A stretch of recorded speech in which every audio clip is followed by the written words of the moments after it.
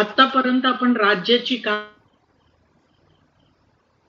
यापासून 1914 sovereign state म्हणजे हा संकल्पना वेस्टफेलियापासून सुरू झाली आणि आंतरराष्ट्रीय राजकारणामध्ये हा अतिशय आणि राज्याची पुनर्निर्माण मध्ये या आधुनिक राज्य बनवण्यामध्ये हे अतिशय महत्व होते.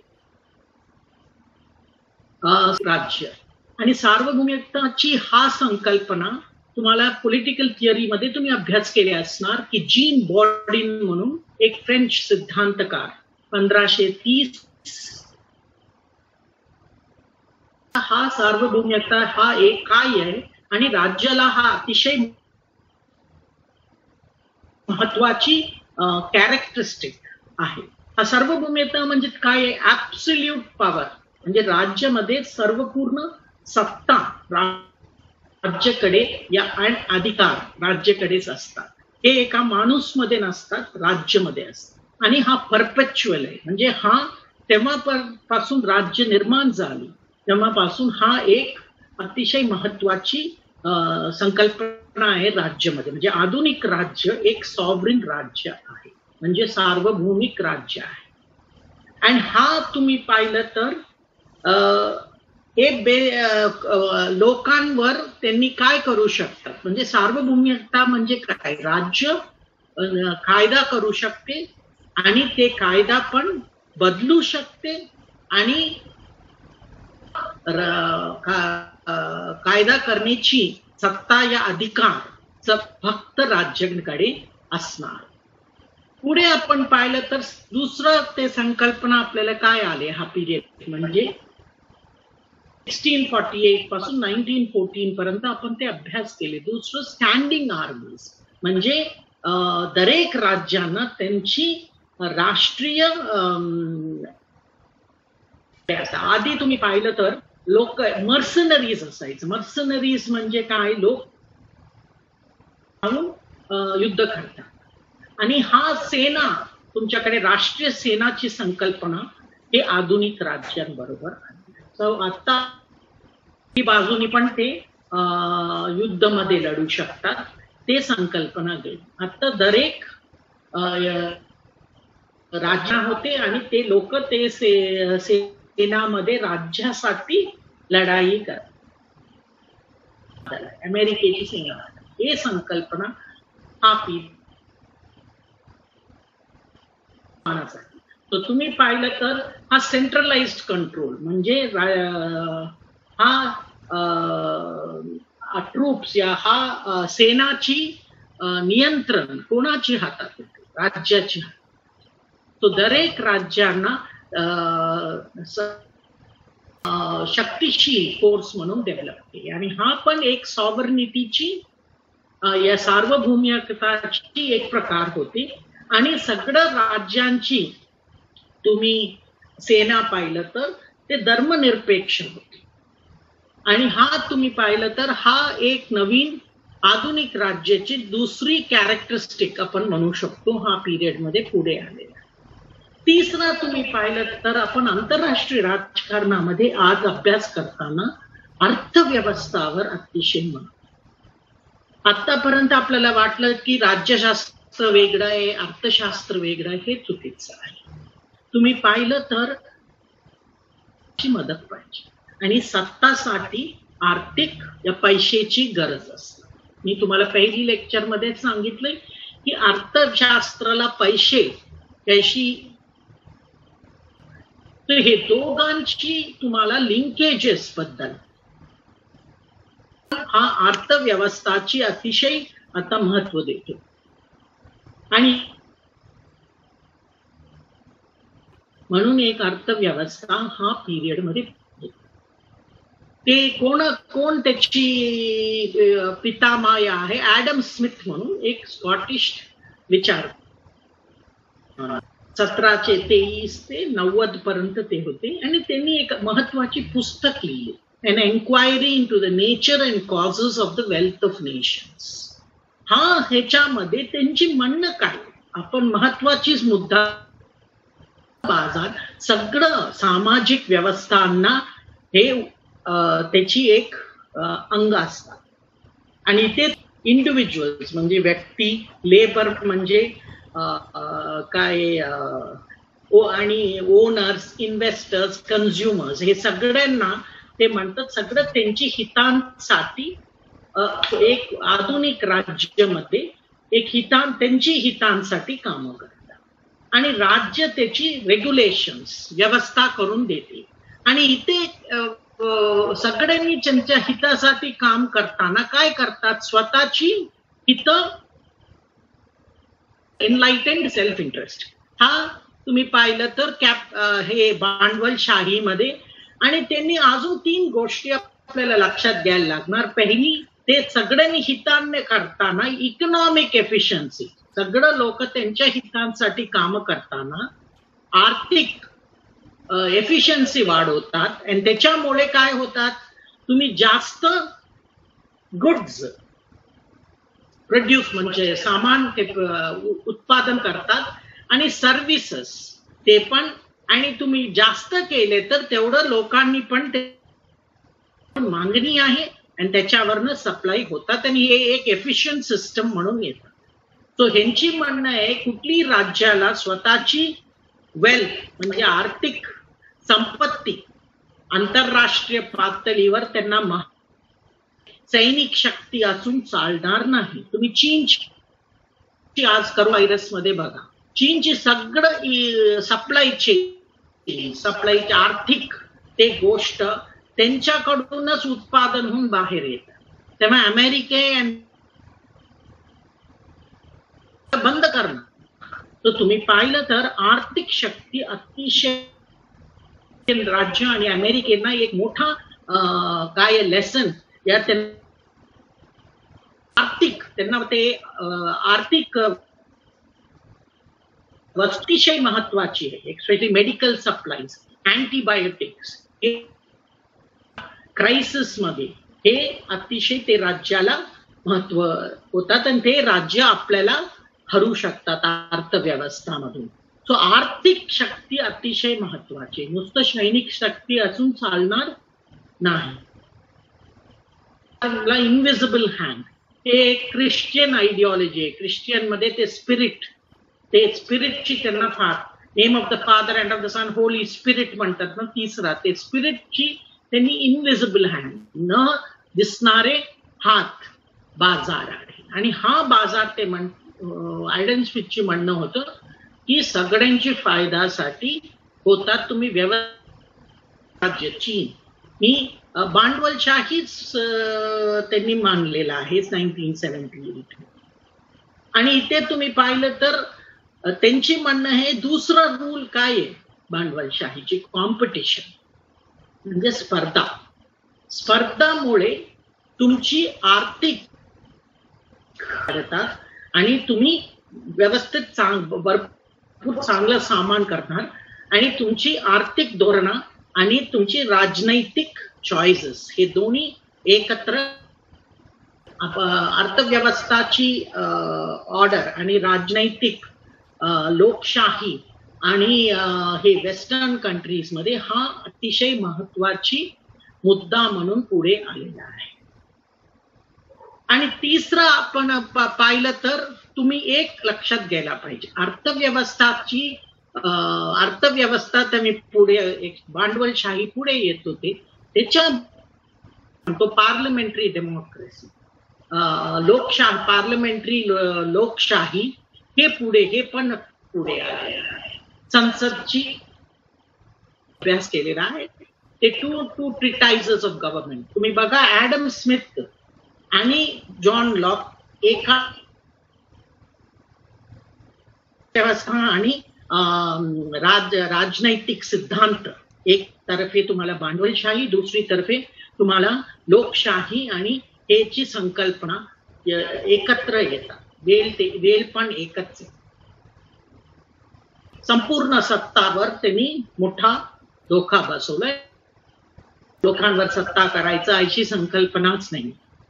दुसरं त्यांनी काय म्हणतो राज्य एक माणसांसाठी या लोकांची हितांसाठी बनवलेला संस्थान आहे आणि कशासाठी आहे तुमची हक्क आहे ते काय, लिबर्टी अँड प्रॉपर्टी, तुमची जीवन स्वातंत्र्य अँड त्याच्याबरोबर तुम्ही हा तिन्ही तुमची स्वहितासाठी वापर. अँड फायनली त्यांनी काय म्हणले तुम्हाला, जॉन लॉकनी, की राजनैतिक सत्ता लोकांमध्ये आहे आणि कुठली राजा या नेता झालं तरी त्यांची अधिमान्यता कोणाकडून मिळतात, लोकांकडून. तो तुम्ही पाहिलं तर हा सगळं संकल्पना घेऊन आंतरराष्ट्रीय व्यवस्था 20वी शताब्दीवर आली. बट हा दुसरा एक 20वी शताब्दीवर मोठा एक गोष्ट आंतरराष्ट्रीय व्यवस्थामध्ये आपण लक्ष घालायला पाहिजे. काय आहे, वसाहतवाद आणि इम्पिरियलिझम, हे दोन तुम्ही, वसाहतवाद हा पाहिलं तर युरोपियन लोक न्यू वर्ल्ड म्हणजे काय, एशिया आणि आफ्रिका 1492 पासून त्यांनी काय बेसिकली समुद्र हे नावावरून एशिया आणि आफ्रिकाला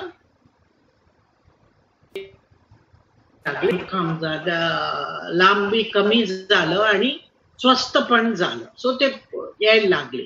सो का कारणासाठी त्यांनी सुरू केलं, पहिली त्यांनी बेसिकली एक्सप्लोर केरळमध्ये आली होती, भरपूर वस्तू घेण्यासाठी या व्यापार करण्यासाठी आले होते. दुसरं क्लेरिक्स म्हणजे त्यांनी धार्मिक गोष्टींसाठी पण आले. त्यांना सगळ्यांना वाटलं आपण सॅवेजेस आहे, सॅवेजेस म्हणजे आधुनिक माणूस, त्यांना काही येत नाही, त्यांना ख्रिश्चन आपल्या सगळ्यांची आपल्याला वाचवायला. आणि त्यांनी तेव्हा इथे आले, त्यांनी एवढं इथे संपत्ती कधी वाटलं नाही ते बघू शकतो आफ्रिका आणि एशियामध्ये. आणि अतिशय सोपानी त्यांनी हे आपल्यावर वर्चस्व करून त्यांनी याला कॉलनीज, म्हणूनच कॉलोनियलिझम. सो हा कॉलनीज केल्यानंतर आपण पाहिलं तर हा बेसिकली 400 वर्ष चालले. आणि ह्याची प्रोसेस तुम्ही पाहिलं तर काय काय गोष्टी झाल्या. पांढरा माणूस आणि ते म्हणजे माहितीये, लोकांनी लग्न करताना काय पिट्टगोरी पाहिजे. भारतात पिट्टगोरी म्हणजे आपल्याला युरोपियनची ह्याच्या स्वर्णीकरण करतो. सो आपल्या दिमागात काय बसले, ते लोक गोरा आहे, ते लोक इंग्रजी माध्यम मध्ये अभ्यास केले तर ते आपल्यापेक्षा वर आहे, अशी आपल्याला अजून आहे संकल्पना. सो हा आणि हा भारतामध्ये तुम्ही आज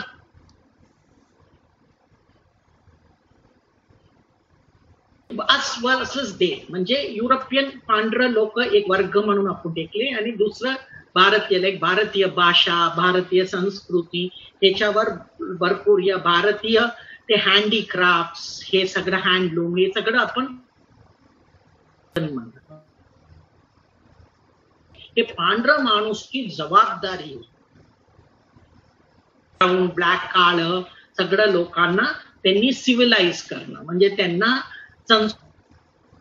हे त्यांची जबाबदारी होती, अशी त्यांनी त्याची संकल्पना. व्यापार करण्यासाठी येतात, व्यापार करण्याचे आल्यानंतर ते सैन्य आणतात आणि आपल्यावर आक्रमण करतात, आणि त्याच्यानंतर आपल्यावर एक्सप्लॉयटेशन. अजून येतच तुम्हाला इंडस्ट्रियल रेव्होल्युशन म्हणून पण ऐकलंय, म्हणजे ह्याची इंडस्ट्रियल क्रांती युरोपमध्ये घेतली, म्हणजे सामान आणि हे बनवण्याची त्यांनी यंत्र आणि त्यांची आर्थिक क्षमता आणि त्यांची सैनिक क्षमता प्रचंड वाढवली. त्याच्यामुळे त्यांनी आक्रमण करून त्यांची राज्य वाढू शकले. आणि इथे पाहिलं त्याच्याबरोबर सांस्कृतिक आणि त्यांची धार्मिक ह्याच्यासाठी पण इथे आलेला होते. सो वसाहतवाद हा आपल्याला लक्षात घ्यायला पाहिजे. जर वसाहतवाद हा मोठा तुम्ही इतिहासमध्ये या इंग्लिश लिटरेचर मध्ये या संस्कृतीमध्ये हा अतिशय मोठा महत्वाची खंड आहे, इतिहास खंड. आणि आज आफ्रिका आणि एशियाला इथे तुम्ही एक प्रश्न मला विचारू शकता की मॅडम एशिया आणि आफ्रिकालाच का झाले आणि लॅटिन अमेरिका गेले होते, आणि तुम्ही पाहिलं तर स्पॅनिश आणि हे पोर्चुगीज लोक दक्षिण अमेरिकावर त्यांनी आक्रमण केले आणि तिथलं इंडियन मायन सिव्हिलायझेशन साईडला वंशवाद म्हणतो आपण, वंशवाद पण झाले. बट हा पिरियड मध्ये युरोपियन सत्तेना सांगितलं की तुमच्या विषयीवर आम्ही हस्तक्षेप करणार नाही, तुम्ही मध्ये हस्तक्षेप करायचं नाही. म्हणून तुम्ही पाहिलं तर हा पिरियड मध्ये तेव्हा भारतमध्ये इंग्रजोने भरपूर राज्य हा वसाहतवाद खाली आले होते आणि आफ्रिकेमध्ये 90% कॉन्सिक्वेन्सेस लोकांची मनावर. तर balance of power, balance of power तुम्ही इथे पाहिलं तर आंतरराष्ट्रीय हे पिरियड मध्ये जर्मनीची सत्ता वाढ, ते पर्यंत तुम्ही पाहिलं तर स्पेन जर्मनी बिस्मार्क नंतरच म्हणजे 1800 हा शब्द काढले रिअल पॉलिटिक, रिअल जर्मन राष्ट्रवाद. आणि दुसरं जर्मनीची काय शस्त्र स्पर्धा, युरोपियन राज्यांची मोठं शस्त्र स्पर्धा. आता आपण 20व्या शताब्दीला पाहिलं तर पहिला महायुद्ध कशामुळे होतात, ट्रीटीज मुळे होतात. इथे मी हा डायग्राम मध्ये तुम्हाला काय दाखवले, कशी राज्यांनी गट तुम्हाला आधी सांगितलं होतं इटली, ऑस्ट्रिया, हंगेरी आणि जर्मनी आणि ओटोमान एम्पायर तेपर्यंत एवढं महत्व ते. आणि बल्गेरिया आणि सर्बियामध्ये होती, सर्बियाची एक राष्ट्रवादनी ब्रिटन. आता कारण काय होतं, पहिली एवढं लक्षात यायला पाहिजे, पहिल्यांदा आंतरराष्ट्रामध्ये एक युद्ध अख्खा युरोपियन पातळीवर होता, म्हणजे नुसतं सैनिक त्याच्यावर नाही.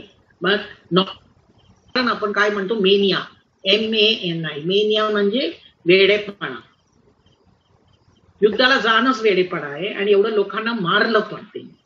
एम कशासाठी आपण वापरतो, मिलिटरीझम. मिलिटरीझम म्हणजे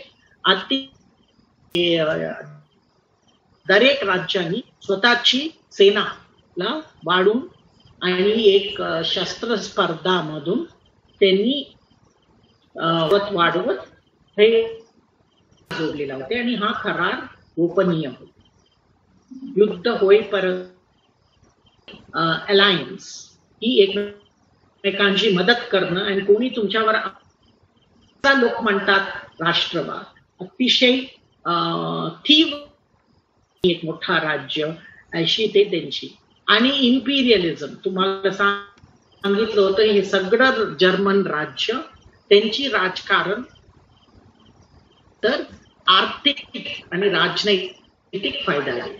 आणि शेवटच्या असॅसिनेशन, एक सर्बियन राष्ट्रवाद त्यांना राष्ट्र न मिळालं म्हणून आणि राष्ट्राची त्यांची संकल्पना आली न अमान्य केले म्हणून त्यांनी ते Austro Hungarian crown prince arch Duke France Ferdinand म्हणून त्यांची बायकोची ते शेवटचं कारण होतो पहिला महायुद्ध. तुम्हाला माहिती आहे महायुद्ध 4 वर्ष झाली, भरपूर लोकांची मृत्यू झाले आणि पहिल्यांदा हा तुम्ही 1917 म्हणून एक नवीन सिनेमा पण आले इंग्रजीमध्ये, बघा तुम्ही किती त्याच्यात लोकांना हे झालं. आता हेच नंतर 1919 शिल्पकार अमेरिकाची प्रेसिडेंट वुड्रो विल्सन एक आदर्शवाद होते आणि उदारमतवाद होते. बट त्यांची हा ट्रीटीमध्ये त्यांनी जर्मनीवर अतिशय कठोर हे ठेवलेलं होते, म्हणजे मागणी की जर्मनीनी आणि पूर्ण त्यांनी जर्मनीवर पहिली महायुद्धाची कारण त्यांच्यावर सोपले होते. म्हणजे पूर्ण. आणि दुसरं तुम्ही पाहिलं तर जर्मनीवर भरपूर पैसे त्यांनी आणि एशियामध्ये त्यांनी वसाहतवाद खाली घेतले होते, ते सगळं त्यांच्याकडून काढून दिले. आणि जर्मनीची स्वतःची राष्ट्रीय भूमी त्यांनी बेल्जियम, डेन्मार्क आणि पोलंडला देऊन टाकली. आणि तिसरा त्यांनी लावलं की कमी करायचं आणि त्यांनी काही नवीन यंत्र वापरायचं नाही. आणि त्यांची नवसेना पण म्हणजे नेव्हीवर पण त्यांनी प्रचंड नियंत्रण लावलं. सो भरपूर लोक जर्मन लोकांना हा 1990 ट्रीटी ऑफ वर्सेल्स वर प्रचंड राष्ट्रीय राग. ऑलरेडी भरपूर लोक मेलेले होते, अतिशय कष्ट होते, आर्थिक प्रॉब्लेम्स होते, राजनैतिक प्रॉब्लेम्स होते. पण याच्यावर भरपूर लोक म्हणतात फ्रान्स या फ्रेंच लोकांनी हा एक रिव्हेंज म्हणून एक ह्याच्यावर ते जर्मनीवर म्हणून घेतलं. आणि ह्याच्यासाठी त्यांनी वुड्रो विल्सनची हा 14 पॉइंट्स मध्ये हा ट्रीटी ऑफ वर्सेल्सची त्यांनी जर्मनीवर हे केली. ह्याची काय झालं माहिती असलं तर हा ट्रीटी काय होते, 20 वर्ष नंतर परत तुम्हाला एक महायुद्ध झालं. ह्याची कारण अतिशय महत्व आहे. बिकॉज आंतरराष्ट्रीय व्यवस्थामध्ये या आंतरराष्ट्रीय राजकारणामध्ये तुम्ही पूर्वक व्यवस्था ठेवणं.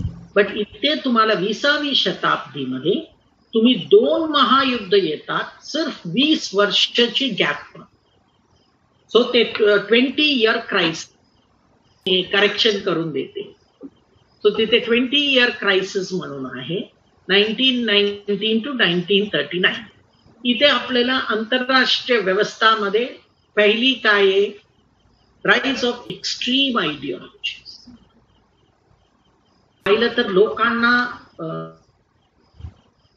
पाहिलं तर अतिरेकी पुढे काढते, फॅशिझम आणि टोटॅलिटेरियझम आता अधिकार. आणि ह्याला तुम्ही तुम्हाला सिलेबस मध्ये आहे की आपलं इतिहास मध्ये तुम्हाला 80 नेते असतात, त्यांनी वंशवाद आणि वंशाची स्वच्छ करण्याची ह्याच्यासाठी राष्ट्रीय पुढेकार आहे. आणि भरपूर विचारवंत लोकांनी पण ह्याला पाठिंबा दिला. आणि इथे तुम्ही E.H. कार म्हणून एक मोठा इतिहासकार आहे, तुम्ही त्यांचे पुस्तक वाचायला पाहिजे. ते 20 ते एक E.H. कार एक वाद पुढे हा 20 यायला पाहिजे. ते म्हणतात तुम्ही उदारमतवाद लोकांनी अतिशय वाईट पद्धतीने तुम्ही कलेक्टिव्ह सिक्युरिटी म्हणजे लीग ऑफ नेशन्स म्हणून एक आंतरराष्ट्रीय व्यवस्थामध्ये संस्थान करण्याचे प्रयत्न केले. आणि हा संस्थान ते म्हणतात अतिशय उपयोगीच पडलंच नाही. So E.H. कार त्यांची पुस्तक मध्ये मोठे आदर्शवादवर मोठा त्यांनी आरोप ठेवला की तुमच्या सिद्धांतामुळेच हा चूक झालेला आहे आणि वास्तववादची त्यांनी तो तुम्ही दुसऱ्या आंतरराष्ट्रीय पातळीवर सिद्धांत म्हणून पुढे येतात.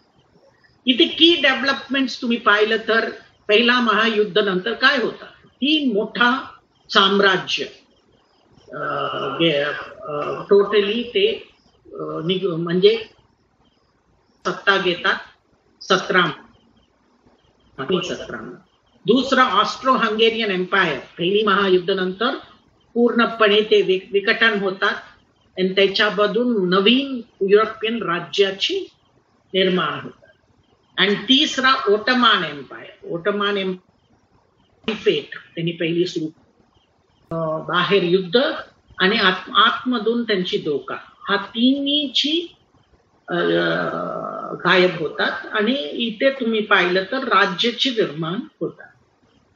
आजची तुम्ही पॅलेस्टाईन प्रॉब्लेम हे ते बघितलं तर हा ओटमान एम्पायर ची विघटन नंतर याची वाढ होतात. आणि तुम्हाला माहिती आहे तेव्हा ब्रिटन हा पिरियड मध्ये त्यांनी इस्रायलची संकल्पना पुढे करतात बॅलफर डिक्लरेशन.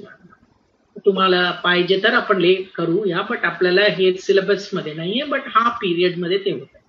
आणि जर्मन दुसरं तुम्ही पाहिलं तर जर्मनीला अतिशय समानता होते त्यांनी अतिशय त्यांनी. आणि हे पाहिलं तर नुसतं जर्मनीमध्ये काय तानाशाही आले नव्हते. जर्मनी, स्पेन मध्ये फ्रँको, पोर्चुगल मध्ये सॅलझार, म्हणजे त्यांची हे सगळं हा सिद्धांत अपयश होते. का अपयश झालं याला कारण काय आहे तुम्हाला सगळ्यांना माहिती आहे की लीग ऑफ नेशन्सला भाग घेतला, म्हणजे त्यांनी एक सदस्य म्हणून झालं. अमेरिकन सेनेट तुम्हाला माहिती आहे अमेरिकन परराष्ट्र धोरणामध्ये आयसोलेशनिझम त्यांची वेगळेपणा, म्हणजे त्यांची म्हणणं आहे की आम्ही जगाची विषयामध्ये आम्ही हस्तक्षेप करणार नाही आणि जग आमच्या विषयामध्ये हस्तक्षेप करायचं हा मोठा त्यांची विश्वास होते. आणि हा त्यांची परराष्ट्र धोरणामध्ये आणि सेनेटमध्ये लोकांनी हरवलं वुड्रो विल्सनला. आणि अमेरिकेने त्यांनी हे संकल्पना पुढे ठेवले होते 14 पॉइंट्स मधनं की आंतरराष्ट्रीय पातळीवर एक संस्थान पाहिजे आणि ते संस्थान सगळं आंतरराष्ट्रीय पातळीवर एक पोलिसमॅन म्हणून काम करतात. हा एक उदारमतवादची संकल्पना होती, बट ह्याच्यामध्ये लीग अमेरिकेनी सदस्य नाही झाले. आणि दुसरा महाशक्ती ते बनवत होते रशिया, USSR, युनियन डायनास्टीचे अंत झाले आणि एक नवीन कम्युनिस्ट राज्य आले होते. आणि 1924 मध्ये लेनिनची देहानंतर जोसेफ स्टॅलिन एक मोठा त्यांची कम्युनिस्ट लीडर आले होते आहे, ते 1953 पर्यंत होते. आणि त्यांनी USSR ला अतिशय आधुनिक रशिया फार मोठा सत्ता म्हणून इव्हॉल्व्ह होते. ते पण हे काय बेसिकली लीग ऑफ नेशन्सची सदस्य नव्हते, म्हणून दोन महाशक्ती ह्याची सदस्य न होते म्हणून लीगला अतिशय अपयश झाले. आता हिटलरची म्हणजे ॲडॉल्फ हिटलर सारखं एक माणूस पुढे येणं, ते पण एक शिकलेला आधुनिक. लोकांची म्हणणं आहे, मी हा मेनली तुम्हाला हिटलरला दाखवणं, लोकांना वाटतं तो एक वेडा माणूस होतो अशी नाही. तुम्हाला एक लक्षात यायला पाहिजे, ॲडॉल्फ हिटलर अतिशय हुशार, बिकॉज अतिशय तुम्ही पाहिलं तर ते आज आपलं सगळं राजनैतिक नेते त्यांनी काय काय सुरू केले, म्हणजे त्यांनी त्यांची राष्ट्रीय राजकारण मध्ये काय काय यंत्र वापरले आपण अजून वापरतो. ॲडॉल्फ हिटलर अतिशय हुशार होते. तुम्ही त्याला हे करू नका. तुम्ही त्यांच्या घेतलं तर रोमेल म्हणून त्यांची सैनिकची commander, one of the greatest commander strategy Goebbels म्हणून सगळ्यांनी ऐकले असणार. ते प्रॉपगँडा मिनिस्टर होतं. सत्याला खरं करण्यासाठी या एका खोटेपणाने खऱ्या करण्यासाठी 10 वेळेला तेच तेच सांगून बघा आणि भरपूर लोकांना तुम्ही ते खरं वाटू शकतो. आता तुम्ही पाहिलं तर मीडिया थ्रू ह्याच्या थ्रू आपण तो ॲडॉल्फ हिटलरला अतिशय तुम्ही वेडा म्हणू नका. तो पहिली राजनैतिक नेते होते, त्यांनी पहिल्यांदा प्लेन वापरले स्वतःची काय कॅम्पेनला इलेक्शन जिंकवण्यासाठी. आणि अतिशय तुम्ही त्यांची YouTube मध्ये मिळत असलं तर, जर्मन आपल्याला कळत नाही बट तुम्ही बघा त्याची बोलण्याची पद्धत फार अतिशय पर्सुएसिव्ह स्पीकर आहे. आणि प्रॉपगँडा काहीशी आपल्यासाठी आपलं हे गोष्टी पुढे करणं. तुम्हाला दुसरं माहिती पाहिजे, त्यांनीच आपल्याला सगळ्यांना शिकवलं काहीशी लोकांकडून सिंपती या त्यांच्याकडून हे मिळवणे. त्यांचीच पार्टीची हेडक्वार्टर्स त्यांनीच चालवलं आणि ऑपोजिशनवर त्यांनी त्याचे आरोप लावले. आणि लोकांना करावं. तर तुम्ही हे सगळं पाहिजे. आपण आज सगळं राजनैतिक नेते हे करतात. तर ते एवढंच नाही, ते आपल्या पुढे होते. अतिशय हुशार माणूस, नवीन कन्वर्ट या नवीन हे ती माणूस, त्यांनी काय कर सांगतात पहिले त्यांनी पुढे जर्मनीची अर्थव्यवस्था ठीक करणं आणि त्यांची समान त्यांनी, आणि हे पाहिलं तर त्यांनी कशी केले हे अर्थव्यवस्था. भरपूर त्यांनी गुंतवणुकी काय आर्ममेंट्स प्रोडक्शन म्हणजे मिलिटरी ह्याच्यासाठी ह्याच्यामध्ये ठेवलं. आणि तुम्हाला माहिती पाहिजे 3 मध्ये इलेक्शन जिंकून त्यांनी पुढे आलेले होते. 1945 पर्यंत ते जर्मनीची चान्सलर, पंतप्रधान आपण ते म्हणतो, ते तिथे चान्सलर म्हणतात. आणि दुसरं राज्य सगळं एक युद्ध संपून अख्खा युरोप युद्धाशी थकलेला होतो आणि हा टाइम मध्ये येतो. सो म्हणून ब्रिटन दुसरा महाशक्ती हे सगळं लोणाला परत युद्ध नव्हते. सो ते सगळं अपीसमेंट आणि ते सगळ्यांना हिटलरनी हे गोष्टीवर त्यांना सिंपती मिळवलं की जर्मनीवर अतिशय वाईट अन्याय केले होते जर्मन लोकांवर, हे त्यांनी ते कन्व्हिन्स करू शकले. म्हणूनच तुम्हाला काय म्हणते, हिटलर दुसऱ्या बाजूला ते त्यांच्या बाजू पुढे करण्यामध्ये अतिशय. आणि इथे तुम्ही पाहिलं तर त्याला थर्ड राईच म्हणतात.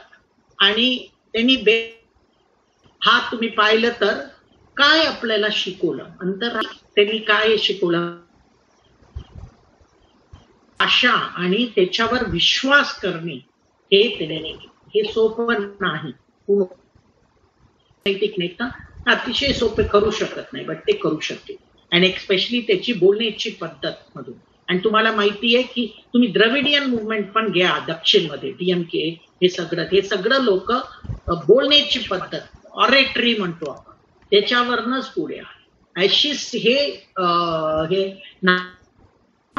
त्यांची बोलणी ऐकून खरं वाटतं. त्याशी आपल्याला इलेक्शन मध्ये आपण काय लोक येऊन नुसतं पाणी रोज तुम्हाला देणार म्हणणार नाही, तुम्हाला सांगणार दूध आणि काय हनी म्हणजे हे पण देणार, सगळं देणार. ते तरी आपल्यासाठी एवढं बोलतो. त्याशी युद्धासाठी जायला पाहिजे आणि भांडायला पाहिजे. आणि त्याच्यामध्ये त्यांनी सांगितलं की जर्मन सिव्हिलायझेशन म्हणजे जर्मन लोक दुसऱ्या लोकांपेक्षा वर्चस्व आहे, हे सुपीरियर आहे. आणि ते तुम्ही पाहिलं तर हा बिलीफ की हे आर्यन लोक दुसऱ्या लोकांपेक्षा हे आहे. आणि जर्मनी, इटली आणि जपान बरोबर एक गुट केले होते. पाहिलं तर नुसतं ते आवडत नव्हतं या ते लोकांवर. ते म्हणले त्यांच्यामुळे आपलं आहे.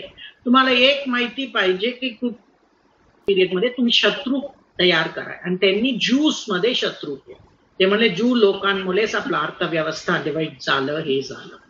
आणि त्यांनी ते लोक आवडत नाही, जिप्सीज, कम्युनिस्ट, होमोस म्हणजे अपंग पोलीस फोर्स म्हणून, ते गोपनीय पोलीस फोर्स, तुमची फोन सगळं त्यांनी टॅप करत होते ते पिरियड मध्येच. आणि तुम्ही पाहिलं तर हा 1939 पर्यंत युरोपियन राष्ट्र गप्प बसले. आता 1939 पोलंडवर हल्ला झाल्यानंतर सगळं एकत्र येऊन त्यांनी केले. आणि तुम्हाला माहिती आहे अमेरिका पर्ल हार्बरवर आक्रमण, जपाननी तेव्हा पर्ल हार्बरवर बॉम्ब टाकले. पर्ल हार्बर म्हणजे हवाई त्यांची. एप्रिल मध्ये त्यांनी केले 1941. ते पर्यंत अमेरिकेने पहिली महायुद्ध मध्ये भाग. हे सगळे एकत्र आले.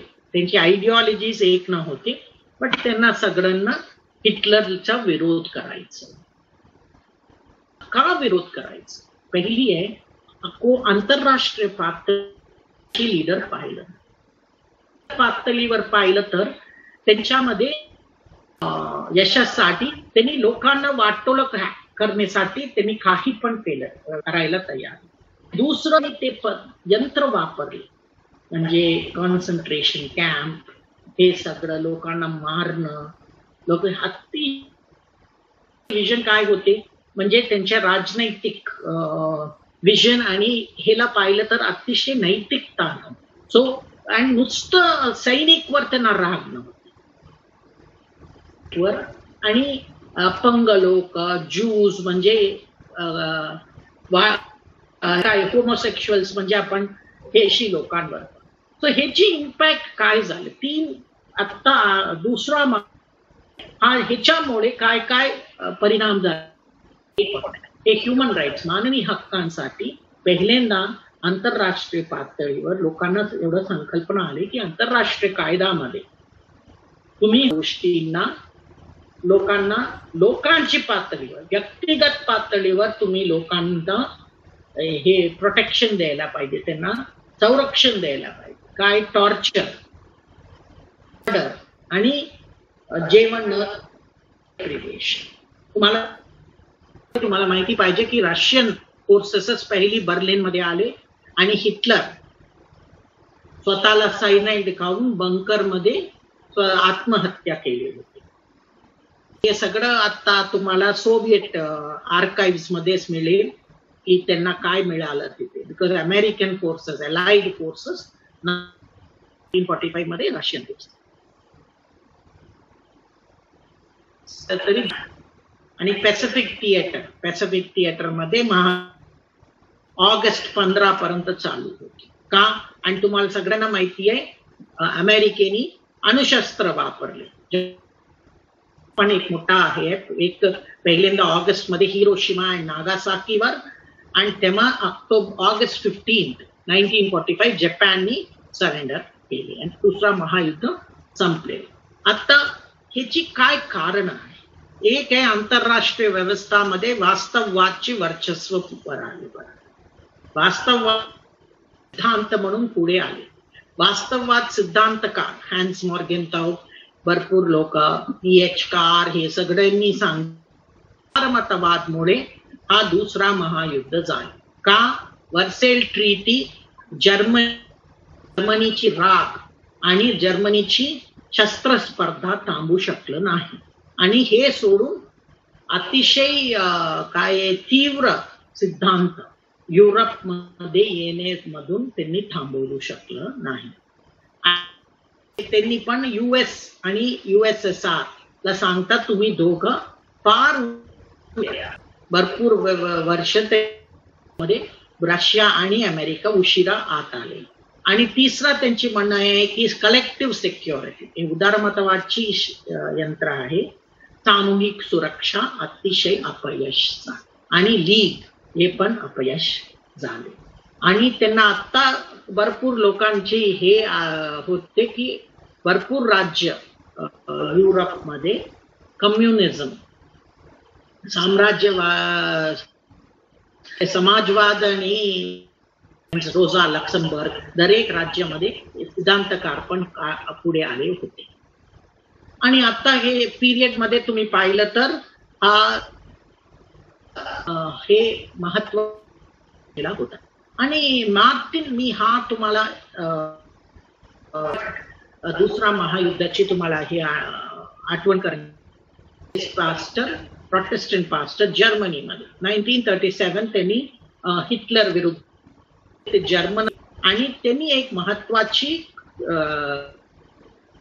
कविता म्हणू शकत नाही, त्याची भरपूर वर्जन्स आहे, बट हे सगळं आपलं त्यांनी म्हणले, first they came for the socialist, I did not speak out because I was not a socialist. म्हणणे त्यांची म्हणणं आहे की लोक एकत्र राहिला, आपलं ओळखांवर आपण गप्प राहिलं तर आपण लोकशाही घेऊ शकत नाही. Then they came for the trade unionists. I did not speak out because I was not a trade unionist. Then they came for the Jews and I did not speak out because I was not a Jew. Then they came for me and there was no one left to speak for. म्हणजे ते म्हणतात की कुठल्या लोकशाही या स्वतःची स्वातंत्र्य ठेवण्यासाठी लोक एकत्र होऊन बोलायलाच पाहिजे. काय चुकीचं आहे ते चुकीचं आहे. हा मार्टिन पास्टर नेसमुलर आहे 1892 1984 हे एक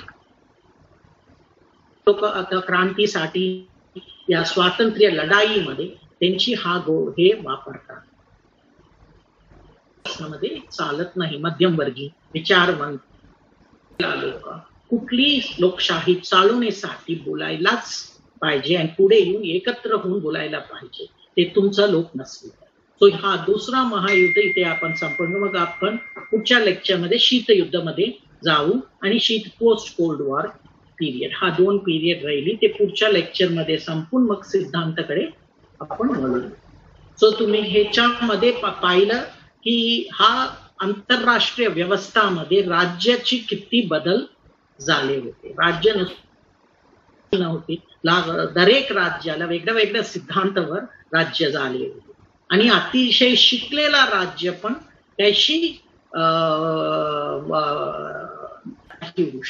जर्मनी सारखं राज्य तुम्हाला माहिती पाहिजे त्यांनी वेमार कॉन्स्टिट्यूशन म्हणून तुम्ही घ्या 1919 सुंदर लोकशाही हे आपलं कॉन्स्टिट्यूशन ही हिटलर सारखं माणूसला जिंकवलं. 19 आव्हान देतात की कैशी अतिशय राज्य पण तानाशाहीकडे आणि वंशवाद करण्यासाठी मान्यता देतात आणि ते पण 13 वर्ष वाईट पद्धतीने. सो हा भरपूर आपल्याला हा आंतरराष्ट्रीय व्यवस्था हा पिरियड मध्ये तुम्ही पाहिलं तर राज्य आधुनिक पुढच्या मध्ये आपण बघूया की कशी दुसरा महायुद्ध नंतर आंतरराष्ट्रीय व्यवस्था आजपर्यंत कशी त्याची इव्होल्युशन झाली. थँक्यू.